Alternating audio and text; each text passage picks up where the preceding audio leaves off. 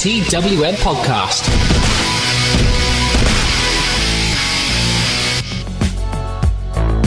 TWM podcasts are brought to you by We Love Sport, the fantastic app finding you your nearest sports bar showing the latest WWE pay-per-views.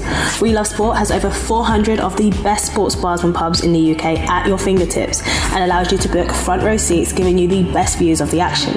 You can also check out what sports are being shown over the next 7 days, making sure you don't miss a second of the action. Download the We Love Sport app on the App Store or Google Play Store. Follow We Love Sport on all social media platforms at We Love Sport UK and check out welovesport.co.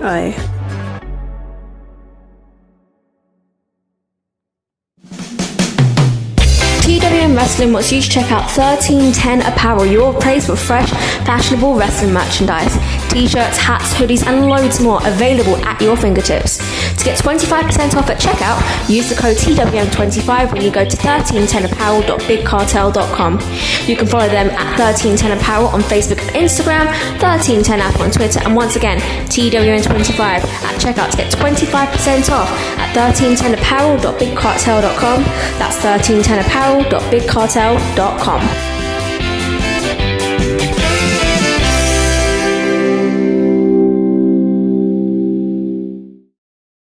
Joining me today on Anything But Wrestling is a man who's wrestled all around Britain and indeed the world. The star of ITV Wrestling, former Welsh heavyweight champion, the alpha male, Iestyn Rhys. Iestyn, croeso to the show. How are you doing? I'm very well, Rhys. How are you? I'm not too bad, thanks. How have you been keeping yourself busy during this lockdown period? Well, up until I was actually furloughed yesterday. So up until yesterday, I was doing my normal day job as a physio 4 days a week. Now, I don't work for the NHS. I work for Nuffield Health, which is a private healthcare provider. So I was in doing virtual assessments, so assessing people a bit like this over the internet and over the phone as well. But it just, and then as I said, I got furloughed yesterday due to a slight drop in demand for the service. So now I'm going to spend my time hopefully sunbathing a little bit and spending some time with the family. Yeah, taking some much needed rest, I imagine. Definitely. Now, of course, this is our new series, Anything But Wrestling, where we chat about anything and everything with some of the biggest names in wrestling with one rule, and that rule is no wrestling. Now, when Adam, who organises these interviews for the site, mentioned that you were interested in being part of this series, I jumped at it immediately because I know that there's something that you're very passionate about that I also share with you, and that is, of course, Welsh rugby. So for anyone listening who perhaps doesn't quite know Iestyn's connection with Welsh rugby, there's a certain advert on TV which I think we've all seen, but everyone might not know the story behind that. So could you talk to us a bit about that?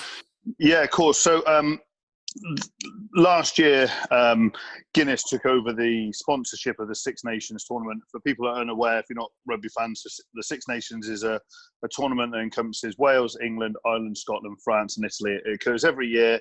Every team plays every team, and it's kind of a league format. And it's in the Northern Hemisphere, the biggest rugby tournament, and one of the biggest two behind the World Cup. So Guinness took over the sponsorship, and they wanted an advertising campaign to recognise the fans of the game, because rugby fans are really passionate, and there's lots of big stories out there. And I'll get to how they came across my dad and my uncle's story.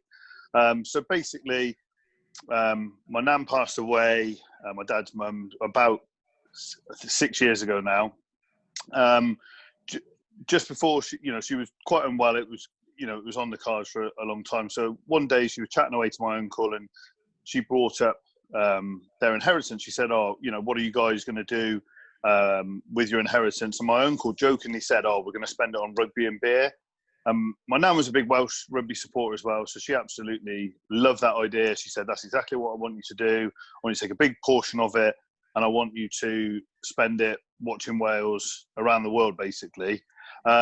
So that's what they've done. And then the story kind of got out there. My uncle was on a Facebook group for back where the family grew up in Wales, and people were asking, about what, mum, dad, brothers, and all this sort of stuff. So he brought up the story there.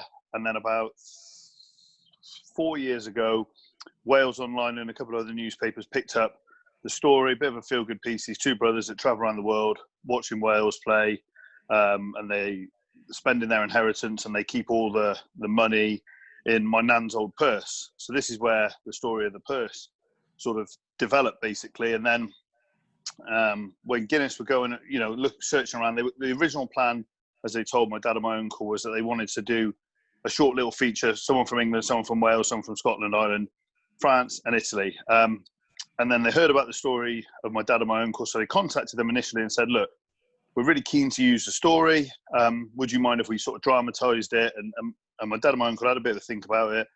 And they said, yeah, we're fine. And then I think that Guinness was just trying to be nice. And I think they said to him, oh, do you want to audition to play yourselves in the advert? So, my dad and my uncle sort of went along, they weren't sure whether they were going to be any good or whatever. I don't suppose that Guinness or the advertising company knew what they were getting into as well. They got through the auditions, and then they got to be both featured in the advert. So if you want to see the advert, if you go onto YouTube and Google Guinness the purse, the whole extended clip of the extended adverts on there. And basically what the story is just, and most of it's actually true in the advert itself. Like, there's a little bit of poetic license in it, as I'm sure everyone can understand, but it's a true story. My dad and my uncle, they travel around, they've been all around the world. They've been to America, they've been to South Africa, over to Japan. My uncle has been to Australia and New Zealand, watching Wales play. My dad's watched them play in New Zealand as well. So they travel all around the world. They've been to between the two of them. They've pretty much been to every single Wales Six Nations game for the last 10 years. Definitely every game for the last 6 years. And then the story sort of followed them around. There's the bit in the advert where they're in Italy and they're in the taxi is because their flight got delayed when they were flying out to Italy to watch Wales-Italy. They got picked up by a random taxi driver who was like mad rushing them through the streets of Rome to get them to the ground on time. He wanted to charge them 120 euros, and that's where my uncle said, does the line, how much? Because they only had 60 on them, so he chucked him 60 euros and ran out of the taxi. So that it was only due to be featured, not in the tournament just gone, but the time before, but they got such a great response from it that they carried the advert on, and it was used this year as well. Now, every time I go to a game with my dad and my uncle, it's like going to it with celebrities. They're stopped in the street. They're asked for selfies. People recognise them. People want to see the purse that they always have with them and stuff like that. So it's a fantastic story, a fantastic legacy for my nan. And all around, it's just been a fantastic experience for my dad and my uncle. And I get a little side bit of experience from that whenever I go to the games with them. Yeah, I think it's one of those, really genuine feel-good stories. I've been watching TV with my friends in the past, and that adverts come on, and I've told them, guys, this is a real story, and they haven't believed me. I think that just speaks for how unique it is. Yeah, and I think that a lot of people see, when they see something based on a real story, and they might have grabbed 1 or 2% of the story, and then but to be honest, the only bit that's not true to the story is that my nan never wrote it in a will. I think they didn't want to put have the conversation with my nan and my uncle of, what are you going to do when I die? I don't think that's the tone that sort of Guinness were going for in the advert. So that's the only bit that isn't, that isn't true. The rest of it's true. All the stories are true. All the things that they get up to is absolutely true. It's just fantastic. And now when people ask, is it true? And they've actually inspired. We've had fans come up and meet us and I was inspired, and my dad said when he passed away, he wanted me to spend money coming to the games, and so it's just a great feel-good story, really.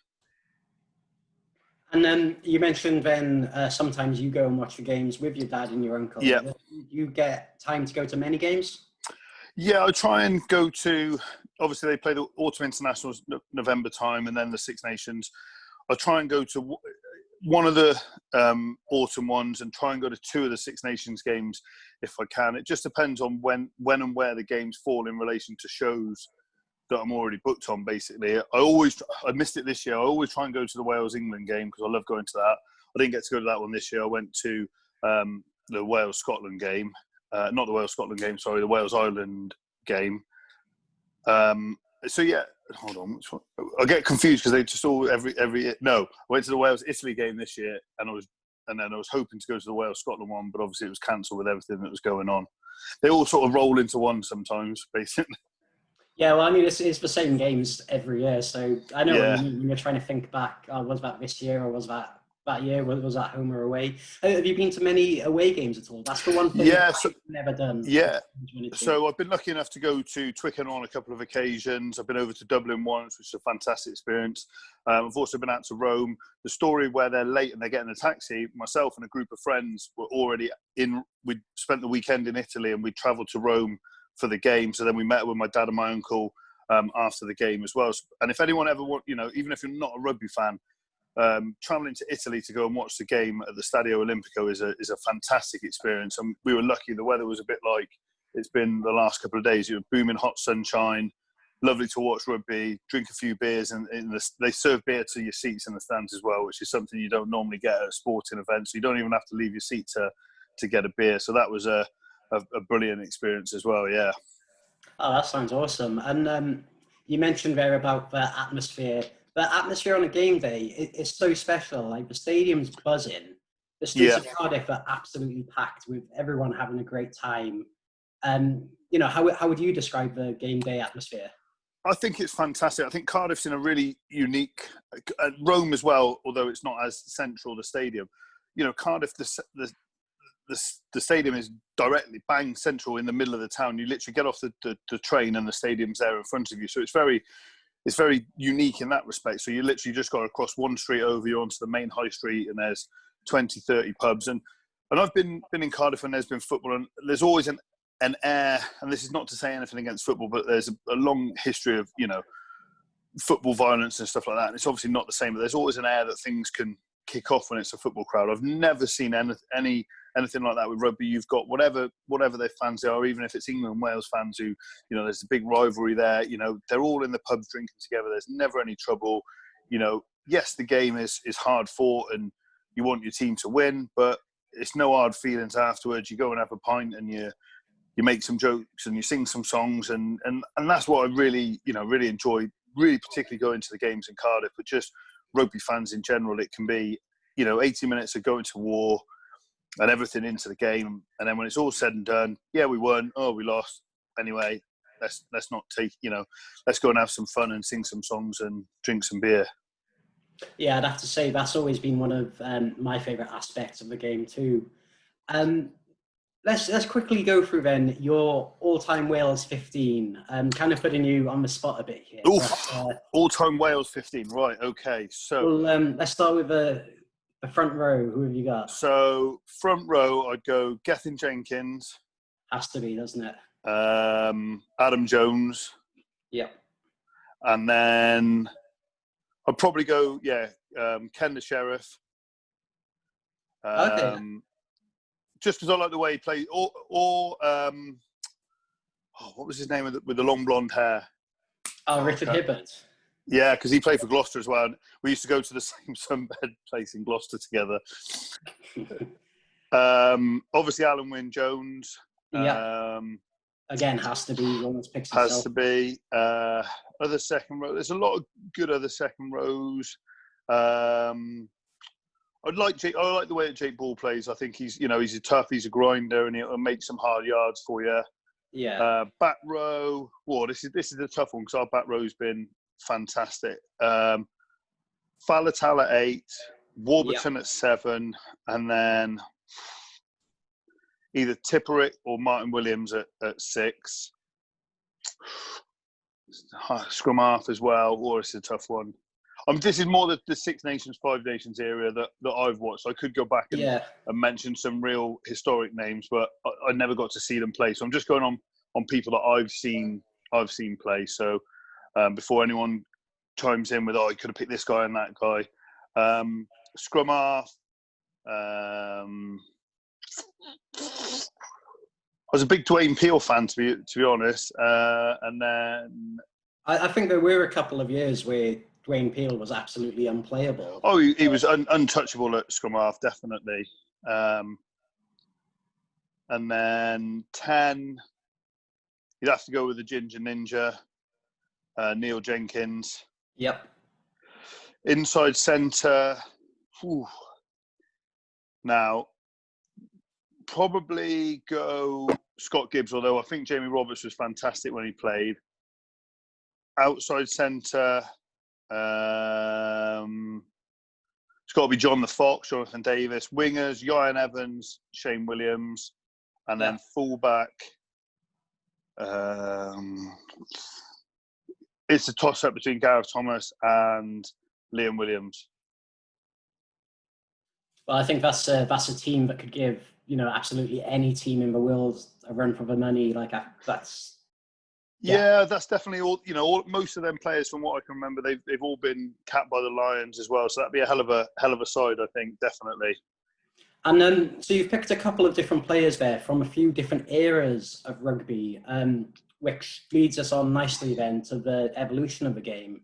So with the technology now involved, like for example, the video ref has long been a part of rugby, long before VAR, and as well as something which I think will be your area of expertise, the science behind it, like in terms of the nutrition and the exercise the players now play. How do you think the game has changed over the years? I think most things have really changed for the betterment of the game. I think that, I remember the game being an amateur and, you'd have guys going and playing for their country on a Saturday and then back to their day jobs, and stuff like that. So from that aspect, rugby is, football's been professional for a long time, whereas rugby was amateur for a long time. It's, in recent history only become professional.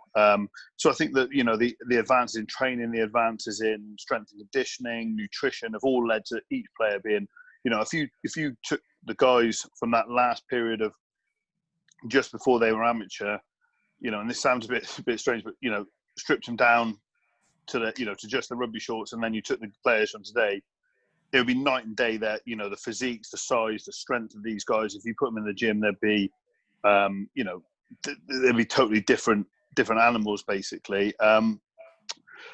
The video ref, do I think it's sometimes overused? Do I think it sometimes kills the momentum of the game at times? But I think that on the whole, it's, in rugby, it's, because I think I don't watch that much football, and I think the VAR for like the offsides, from what I've read and heard, has been like ridiculous. Like if someone's little toenail's too long and it's just in front of someone else, then they're classed as offside. Whereas I think because rugby is very, it's not been put down to like the millimetre like the VAR is. I think for the most part, it stops, it stops there being any real major, pressure, not pressure, but, mistakes being made and stuff like that. So on the whole, I think it's a good thing.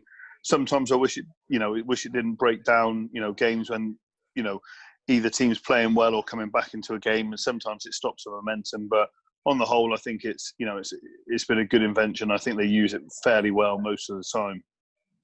And something else we've seen change in rugby in recent years with the awareness of concussions and head trauma increasing, things such as the HIA protocol being introduced. For anyone that doesn't know what that is, it's basically for head injuries. The players need a compulsory check before being allowed back on.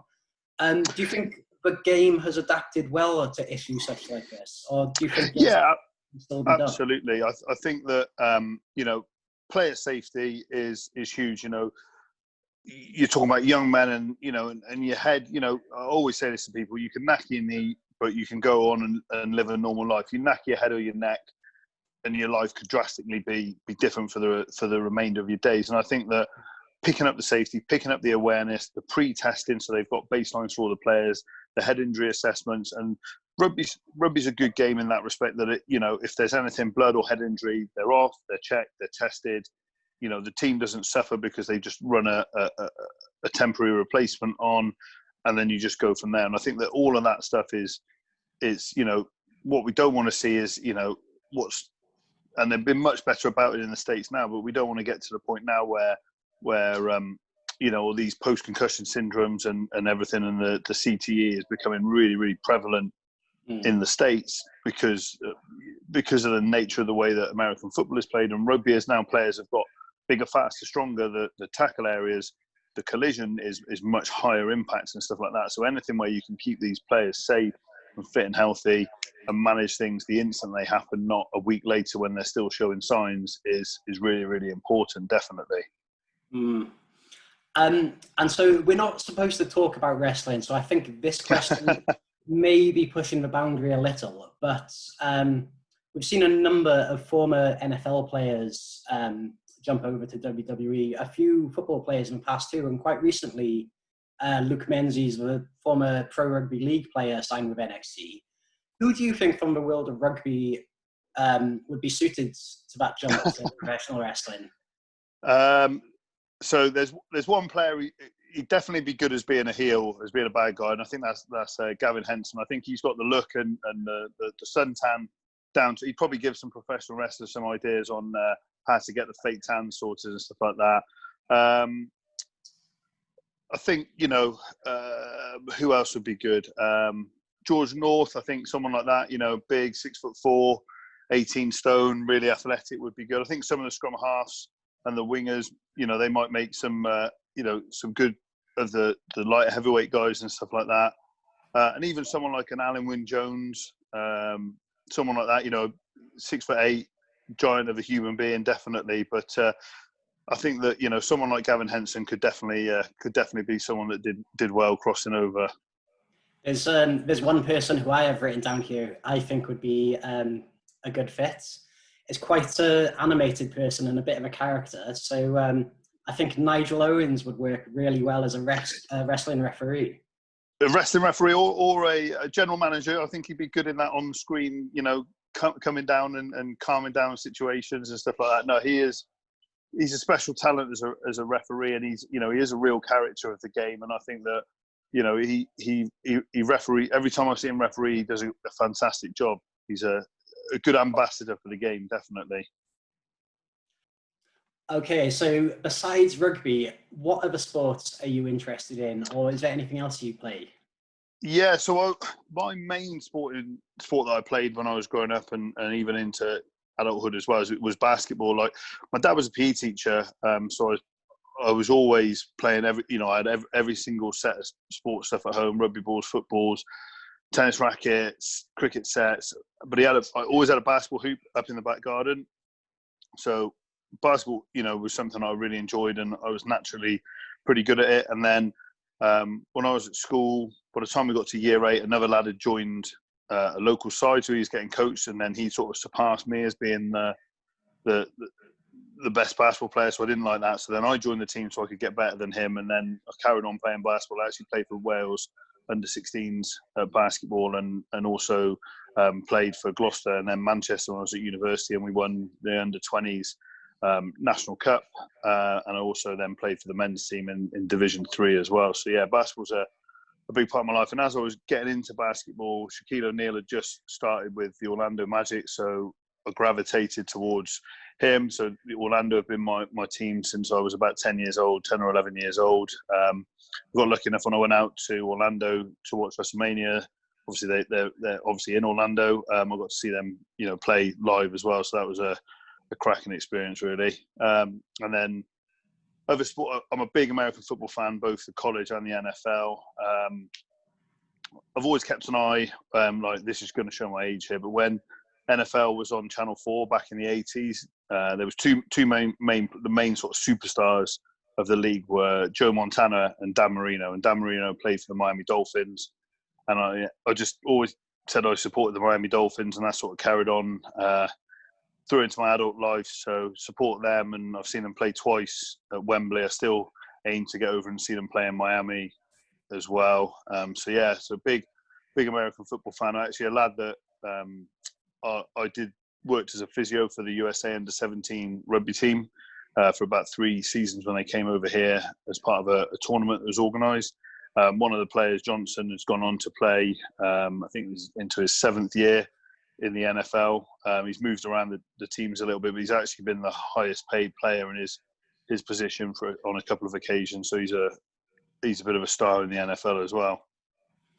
Yeah, and it's I find it's definitely easy to keep up with the American sports such as basketball and NFL these days, with the internet becoming as big as it is. I remember as a kid setting the video, like the tape in the recorder, and trying to time it overnight so it would record overnight so I could watch it the next morning. But these days with just a click of a button you can watch anything. So those American sports so much easier to keep up to date with these days. Yeah, and I think that was very much similar, with everything at the time when you were a kid and you had to trying to program the video recorder was like you had to get a degree in science basically to do it.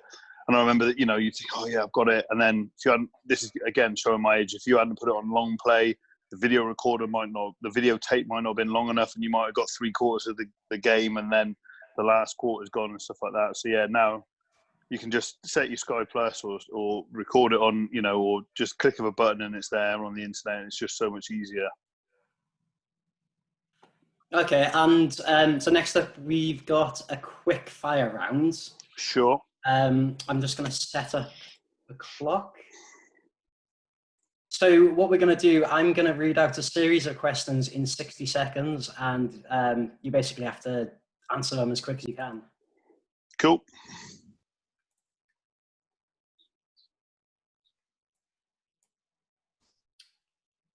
Okay. That music's a bit more dramatic than I anticipated. Favorite film? Snatch. Favorite song? Mr. Brightside. Favorite food? Steak. Favorite dinosaur? T-Rex. On a scale of 1 to 10, how much do you enjoy garlic? 7. A steak, bake, or protein shake? Protein shake. Rugby union or rugby league? Union. Yes or no, is hot dog a sandwich?